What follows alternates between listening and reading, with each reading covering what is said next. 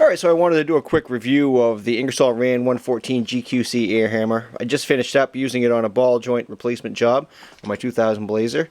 I picked this up on Amazon for $45. I like that it's got the quick change chisel retainer. It did come with 3 chisels as well. I picked up the pickle fork kit as well. This was, I believe, $33. Your local CarQuest might loan you one. They've got a program here that allows you to just basically use the tool. You pay $45. As long as you bring it back, you get your money back. So, all in all, this air hammer performed very well. I was able to strip the heads off rivets and separate the ball joints from the steering knuckles. I only had to use gentle persuasion a couple of times. I'll keep this baby handy, but I expect I'll be using it a lot less. So let's check out a little bit of the footage.